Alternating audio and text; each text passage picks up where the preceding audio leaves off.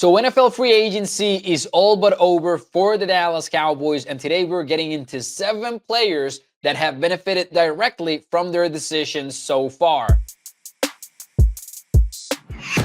Hey, what's up, everyone? It's Mauricio Rodriguez here at A to Z Sports Dallas. I am on the road, but that won't stop us from talking some Cowboys free agency today. Specifically, we're getting into some winners from every decision the Cowboys have made so far. Earlier in the week, I did a video on 3 potential losers and players whose path to the roster has gotten a little bit more complicated. Today, we're doing the opposite. We're doing the positive side of things. But since we're getting into 7 players, we'll keep things brief, so let's dive in. First up on the list is none other than quarterback Will Grier. The reason why he's on the list is very simple. Cooper Rush is gone to the Baltimore Ravens. Trey Lance is very unlikely to come back. So the Cowboys are likely going to pick somebody in the NFL draft. The thing is, they have to do it before Will Grier is demoted. In other words, Grier is Dak Prescott's backup until proven otherwise. Number 2 on the list, give me Caelen Carson, second-year rookie cornerback that started in Week 1 as Daron Bland's replacement, and he might start again next year. The reason why is simple. Trevon Diggs is hurt, and the Cowboys lost Jordan Lewis in free agency. In other words, there is one more spot that's wide open for players like Carson to take over, and I think Carson is going to be a favorite just because he did decent as a rookie and was always looked at as a developmental player. The thing about Carson is he can play inside and outside, and it just feels like there's going to be a spot for the taking for him. Seatbelt is the nickname for Caelen, and it's time for him to buckle up. Number 3 and 4 on the list, these go hand in hand. I'm taking offensive tackles, Tyler Guyton and Terrence Steele. It didn't really seem like the Cowboys were in the market to upgrade at offensive tackle, but there were some solid options in the market if they really wanted to be aggressive.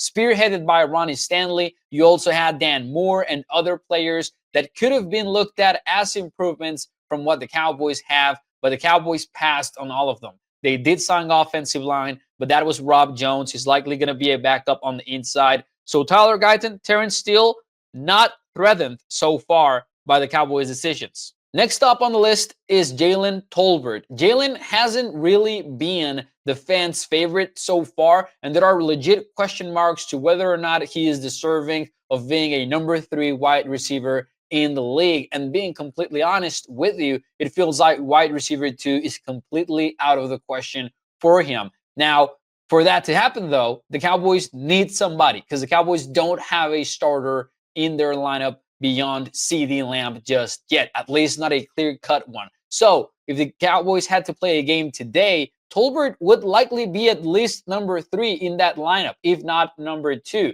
So since the Cowboys did not sign a starting caliber wide receiver, or haven't done so yet at least, Amari Cooper is still out there, Stephon Diggs is still out there, then Jalen Tolbert is on the winners list because it feels like there is a spot waiting for him, but this might be just temporary because I still believe the Cowboys got to upgrade at wide receiver. And as an additional note, the Cowboys did sign veteran Paris Campbell, but he might be closer to being a roster bubble guy than he is someone with a legit crack at starting lineup spot. Next up on the list is none other than Osa Odighizuwa. Now, keep in mind, he's not on the list because of his $80 million deal. This video is about players benefiting from other decisions across the roster, but they got him a backup, a legitimate backup in Solomon Thomas, a 3 technique that was once the number 3 overall pick in the NFL. Listen, Solomon Thomas is not going to be a game changer for the Cowboys defense, but he will allow Osa's legs to stay fresh.